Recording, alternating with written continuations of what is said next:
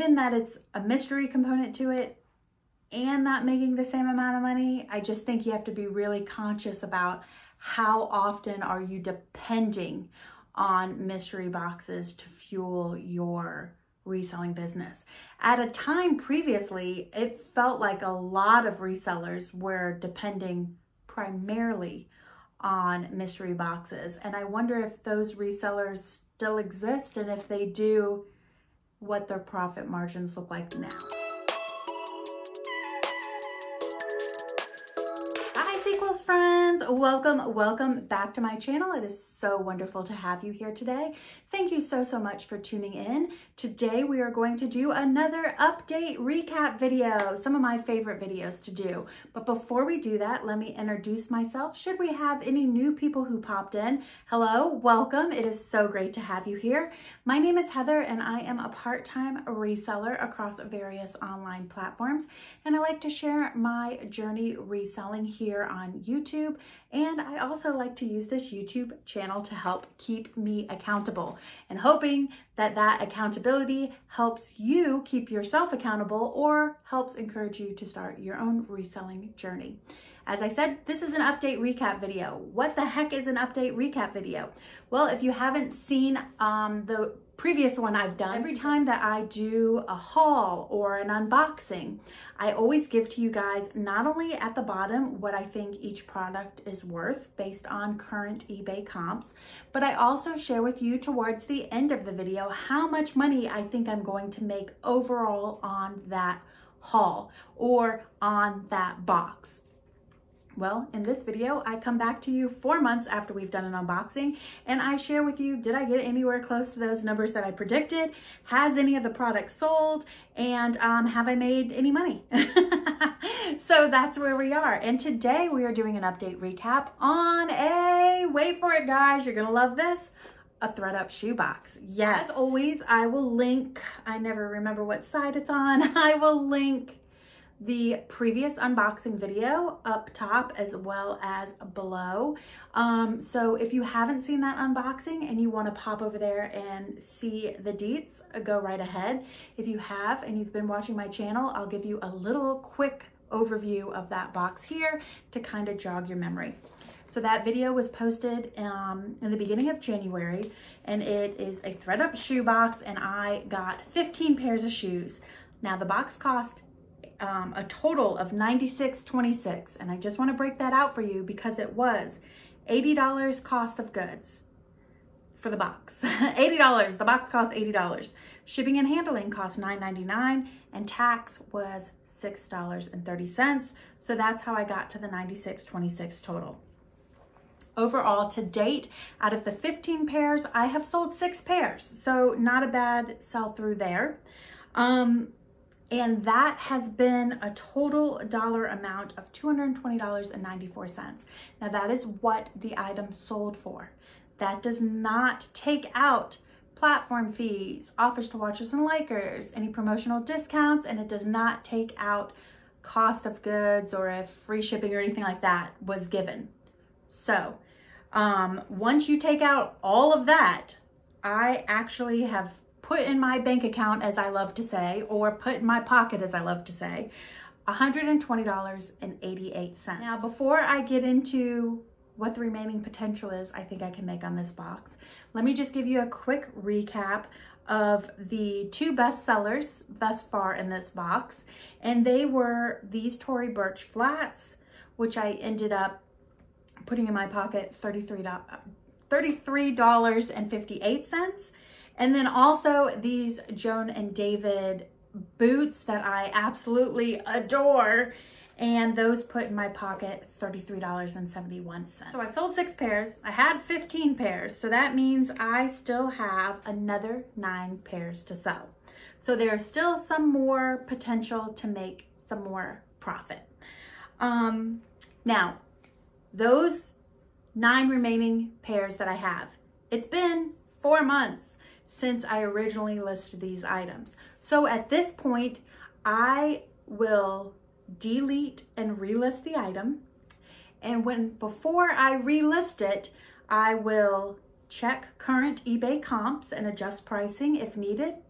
And I will also check current eBay sold listings to see if my title needs to be adjusted in any way.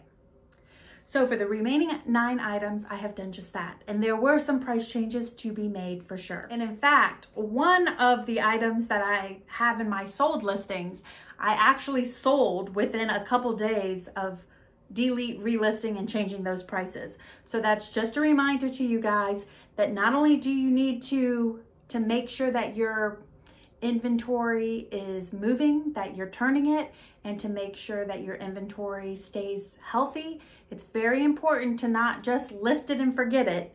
You always need to go back, reevaluate, and adjust those listings because it does work. Now, when I add up the retail for the remaining items, I still have the potential to make on this box another $226 to $366. Well, thank goodness, because I've only net to date $120.88, and that dang box cost me $26.26. So my profit thus far is a little less than $25, which I'm not enthusiastic about.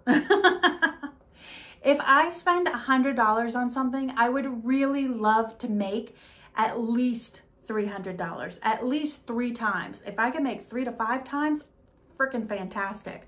But at least 3 times to justify it. It's not to say I wouldn't still buy something if I doubled my profit, but overall, that's not my goal. As a part-timer, I want to try to oomph it up a little bit because I know I don't have copious amounts of time to spend on reselling. Talking about those new projections for the remaining items, 226 to 366, I already know all that money's not going in my pocket. In fact, based on the previous 6 items that sold, I know that only about 55% of it's gonna go in my pocket. So that means that I am likely to put in my pocket another $120 to $200. So if I actually did put that in my pocket, what is the whole potential that I can make on this box? So in order to figure that out, I'm going to take how much I've currently made, the $120.88, and out of how much I have left, and how much of the 55% of how much I have left, and add those together to think of what is the true estimated potential for this box. And that comes to $244 to $322. So it's spending $100 to make $250 to $322. Love to hear from you guys. Do you feel like if you've been reselling for like the last 2 to 5 years, maybe the last 3 to 8 years, if you've been reselling for some time and you've used ThredUP as a source, which a lot of us, and specifically part-timers, I think tend to do, because if your regular life or day job or anything else takes over, these boxes are great, like quick, get some inventory if you can't make it out to the store, if you know your stores don't have, like my stores, I'm lucky to find any shoes that are of great quality. So I would really love to hear from you and see if you're feeling like ThredUP is as viable as a source that it was before. We talked about this a little bit when I did my last ThredUP